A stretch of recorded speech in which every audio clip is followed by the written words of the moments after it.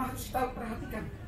Yang pertama itu yang dilakukan oleh Allah adalah mengaruniakan anaknya yang tunggal. Ya, dikatakan dalam pembacaan kita, karena begitu besar kasih Allah akan dunia ini sehingga Ia telah mengaruniakan anaknya yang tunggal. Bapak Ibu, Allah mengaruniakan anaknya yang tunggal. Tentu itu sebenarnya bukan karena Allah itu kurang kerjaan, ya. Bukan karena Allah itu ya sudah gitu berpikirnya, bukan karena dia manusia, tapi karena kasih Allah sehingga Ia memberikan anak yang tunggal untuk menjadi penebus bagi dunia ini. Amin. Haleluya. Mengapa Allah mengaruniakan anak yang tunggal? Jawabannya adalah supaya setiap orang yang percaya kepadanya tidak menjadi binasa. Amin. Inilah yang menjadi iman percaya kita. Bapak Ibu, bukan karena kehebatan dan kuasa Tuhan, kedahsyatan Tuhan untuk menyelamatkan setiap keadaan kita, untuk menyelamatkan kehidupan kita, maka mungkin kita hari ini dikatakan hidup dalam kebinasaan. Ya.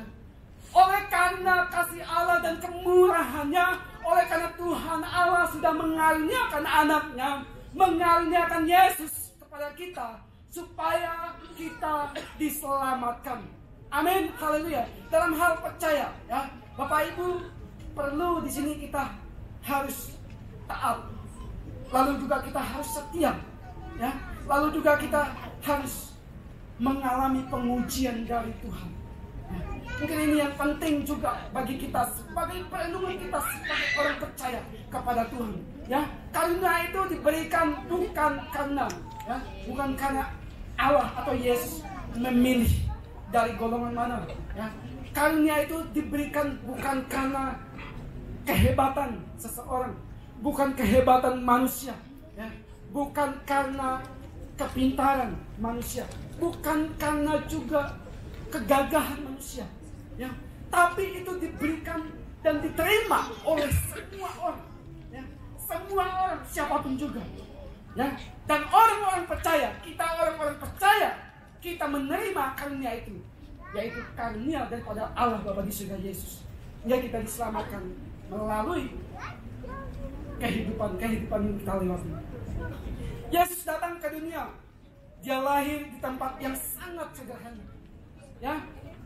Itu artinya, ya, bahwa sudah cukup sebenarnya untuk menandakan bahwa kelahiran Yesus itu merupakan sesuatu yang sangat sederhana. Yesus ingin menunjukkan betapa, ya, bahwa tidak ada pilih-pilih sebenarnya, ya, dalam pandangan, dalam apa yang Yesus mau berikan kepada manusia, ya. Yang ketiga, Tuhan menunjukkan kasih terbesar bagi setiap orang percaya, ya.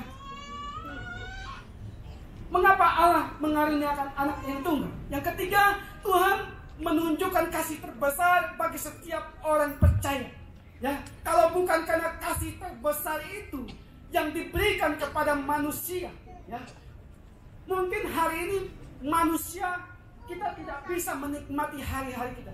Kita nggak bisa menikmati hari-hari yang kita lalui, ya, baik dalam perjalanan kita, dalam karir-karir kita, ya, dalam pelayanan kita, dalam usaha kita, dalam bisnis kita, dalam apapun juga, ya. Oleh karena Tuhan Allah, Yesus menunjukkan kasih terbesar bagi setiap kita, bagi setiap orang percaya. Untuk apa? Untuk kita boleh menerima, ya, menerima keselamatan yang daripada Allah di surga. Kasih Tuhan itu lebih besar, ya, daripada kasih seorang, ya, kasih seorang bapa. Kasih Allah itu lebih besar daripada kasih seorang ibu, lebih besar daripada kasih seorang istri kepada suami, atau lebih besar dari kasih seorang suami kepada istri, atau bapak kepada anak-anaknya. Itulah gambaran kasih Allah. Dia besar dan sangat hebat dan dahsyat, ya. Bapak Ibu yang dikasihi oleh kasih Kristus, ya.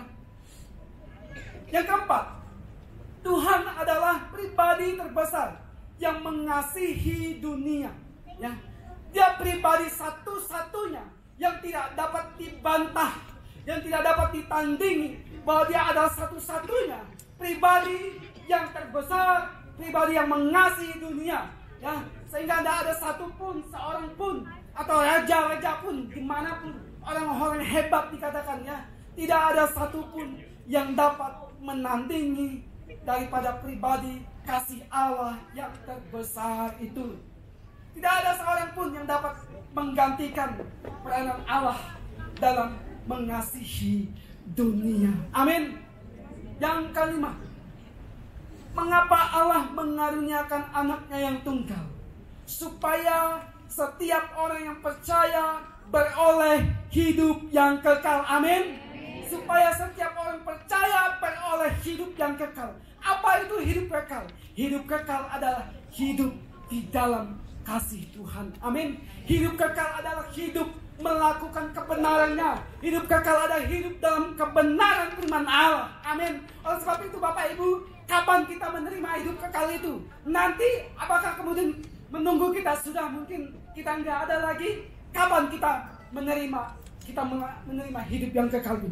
Kita menerima hidup yang kekal itu adalah saat ini. Amin. Saat ini juga kita menerima hidup kekal itu, yaitu kita hidup dalam kebenaran firman Allah. Kita hidup di dalam perintahnya Tuhan. Haleluya. Tuhan Yesus memberkati kita semua. Biarlah kebenaran firman Allah ini menjadi pedoman dan dasar bagi kita hari-hari ini, khusus sebagai jemaat Gabi Banyuke, ya, keluarga besar Gabi Banyuke. Ya, hari ini kita boleh bersyukur, ya, kita boleh menikmati, ya, kita boleh merasakan sukacita surgawi, kita boleh merasakan sukacita daripada Tuhan, ya, melalui kelahirannya, ya, bagi kita sebagai umat percaya, ya. Tuhan Yesus memberkati kita semua. Haleluya. Mari kita tundukkan kepala, kita bersatu dulu. Nanti yang akan menutup kita dalam doa, seminta Ibu Gembala.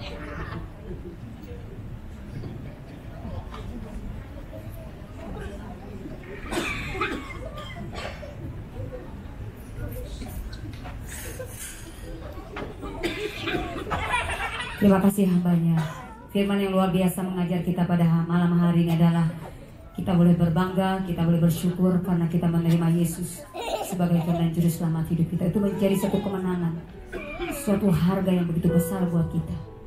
Dan tadinya kita menjadi orang yang tidak berharga, orang yang terbuang, orang mungkin tidak bernilai. Tapi karena kita berjumpa dengan Kristus, kita menerima Yesus sebagai Tuhan dan Juru Selamat hidup kita, membuat hidup kita menjadi berharga.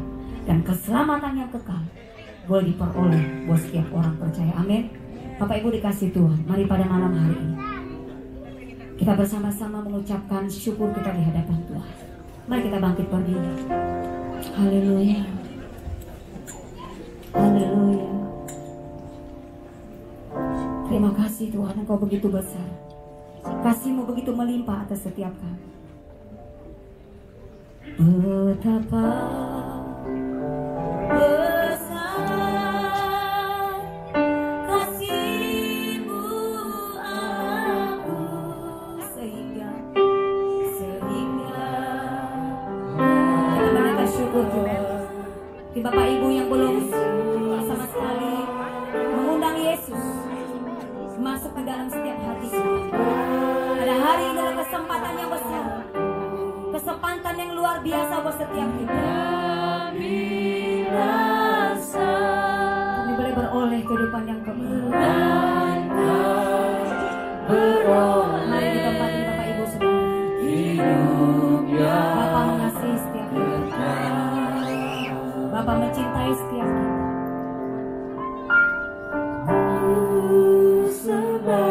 Jika ada yang di tempat ini yang belum pernah menerima mengundang Yesus sebagai Tuhan dan Juru Selamat dalam hidup,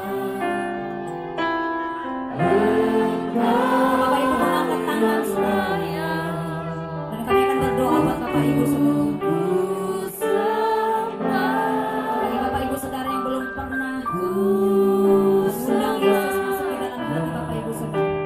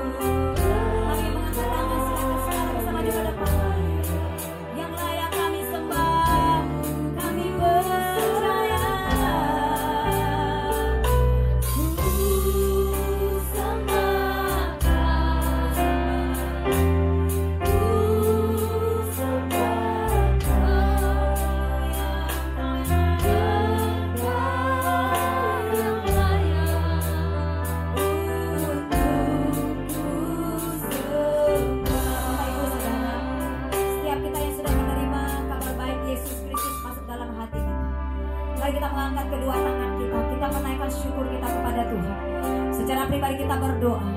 Aku berterima kasih Tuhan. Ketika hidupku berjumpa dengan Tuhan Yesus. Ketika aku percaya kepada Tuhan Yesus. Kau membawa hidupku menjadi berubah.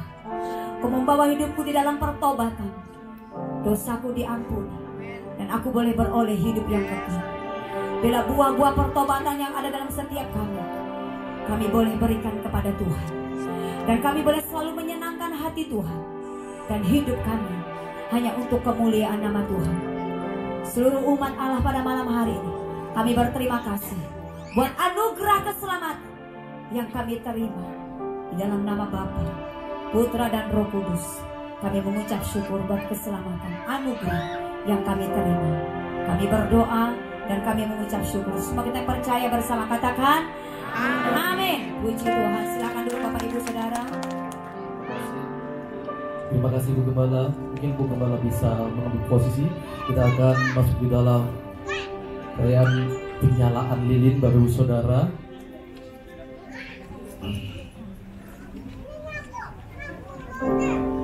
Untuk nama-nama yang kami panggil nanti akan bisa maju ke depan. Petugas saya minta segera bersedia nanti untuk dengan hormat Ibu Gembala dan Bapak Gembala KB Banyuki Jakarta, dan dengan hormat juga Pak Johan dan Wali, kemudian Ketua Panitia untuk Ibu Rita, dan kemudian Koordinator Youth Community nanti yang mewakili saya sendiri, dan kemudian koordinator sekolah minggu dan tamu undangan diwakili Dewan Dayak untuk Lawani Nusa.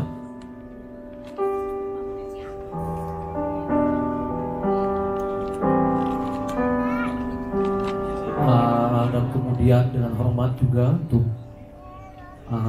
para hamba Tuhan pusat diwakili Pak Ketut untuk bisa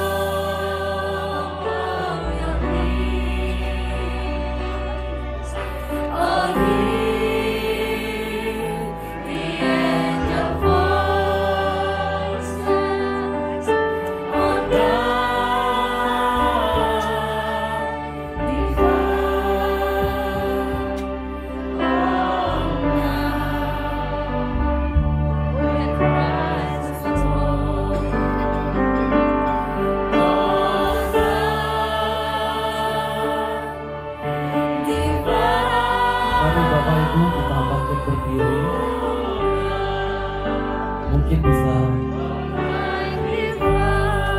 bisa angkat lilin-lilinnya, lilin LED-nya.